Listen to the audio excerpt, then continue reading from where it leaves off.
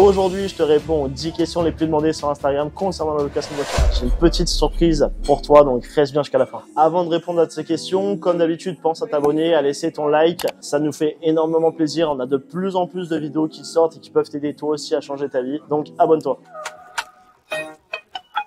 Pour lancer ton agence de location, écoute, il y en a pour absolument toutes les bourses. Il faut savoir qu'il y a beaucoup de sujets qui tournent à propos de ça. Qui te parle, qu'il te faut des centaines de milliers d'euros, qu'il te faut le million, qu'il te faut, enfin, t'entends tout type de sommes. Sache qu'avec un peu moins de 10 000 euros, voire 10 000 euros, tu peux te lancer. Il existe même des solutions, dis-toi, à partir de 3 000 euros. On t'explique certaines choses. En gros, pour avoir un premier véhicule, avec la caution, ton premier mois de loyer, il faut compter, aller environ 10 000 euros. Voilà, c'est tout simple. Si t'as 10 000 euros, c'est bon. Si, t'as moins de 10 000 euros, mais que tu veux te lancer assez rapidement, à partir de 3 000 euros, écoute, contacte-moi, je vais t'aider à faire des choses simplement. Pourquoi c'est compliqué d'obtenir la plaque française? Tout simplement parce que la France, il y a pas mal de réglementations, il y a pas mal de lois qui font que c'est assez compliqué. À l'étranger, ils sont plus propices, déjà juste avec les assurances, ils sont plus propices à assurer des véhicules de location, ils sont plus propices aussi à sortir des véhicules pour la location. Donc tout simplement, nous on passe par l'étranger, c'est surtout que tu as beaucoup de complexité. Si là tu veux te lancer en France, il faut être finançable, que ça soit avec ta société, que ça soit toi en perso. Il y a beaucoup de conditions qui font que c'est assez compliqué et que nous on a des solutions pour partir à l'étranger notamment.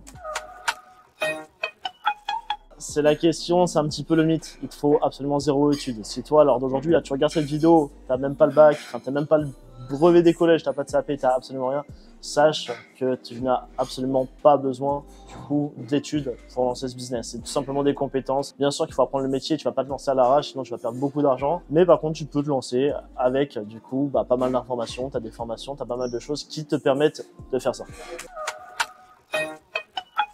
Pour rentabiliser un véhicule, je vais te donner un petit exemple qui est assez simple. Là, tu vois, une Mercedes A45S avec un kilométrage illimité, une assurance en Pologne ou en Allemagne qui couvre du coup le conducteur de manière européenne ou tous tes clients. Il faut compter environ 3 000 euros par mois pour cette voiture. C'est 3 000 euros par mois, je te laisse faire le calcul. En 3 week-ends de 48-72 heures, tu as déjà recouvert ton loyer. Ça, c'est assez simple. Donc, ça veut dire que le 4e week-end, tu es en bénéfice et tous les jours de la semaine où tu vas la louer, c'est du bénéfice. En fonction de comment tu trouves ta clientèle, etc., tu peux faire vraiment beaucoup d'argent et c'est un business qui est ultra lucratif. Les voitures, quand tu les prends à l'étranger, elles sont assurées. Il faut savoir que t'as beaucoup de vidéos qui sont sorties là-dessus où il y a des gars qui disent que les véhicules sont pas assurés, ça couvre pas le corporel, ça couvre pas la voiture. Sache que c'est des conneries totales.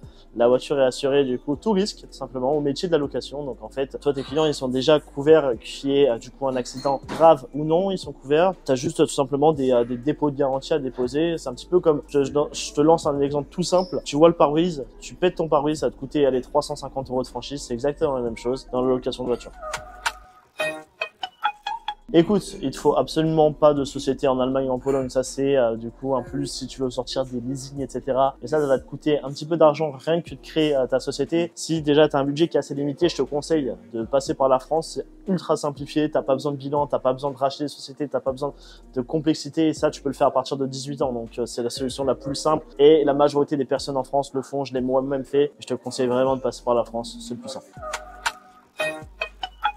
Alors, cette question, elle est assez intéressante parce qu'en fait, les voitures de sport, ça te fait beaucoup de chiffres d'affaires, ça te fait pas mal d'argent, etc. Mais derrière, c'est un business qui est un petit peu moins automatisable que si tu as des citadines. Donc, je vais me faire comprendre. Forcément, ton véhicule, si tu le loues entre 300 et 400 euros la journée, là, je parle entre par exemple une Audi S3 ou une RS3, voilà, c'est cette différence de prix. Si ton véhicule, c'est sûr que si tu le loues 300-400 euros la journée, ça va être beaucoup plus compliqué de le louer au mois ou à la semaine, etc. Tu vas pouvoir le louer à la semaine, ça part assez souvent, mais au mois, ce sera beaucoup plus compliqué. A contrario, les citadines, pour 1400 euros, par exemple, tu peux louer Clio 4, enfin Clio 5 maintenant, tu peux louer une Mégane pour 1600-1700 euros par mois, et ça, ce qui fait que c'est beaucoup plus simple d'automatiser un business. Donc pour conclure ça, en fait, tu feras beaucoup plus d'argent avec les voitures de sport et de luxe sur le long terme, mais par contre, ça sera beaucoup plus de travail. Mais si tu veux quelque chose et faire beaucoup de petits profits et faire un truc assez périn et beaucoup plus simple, les citadines, c'est la bonne solution dans ce cas-là.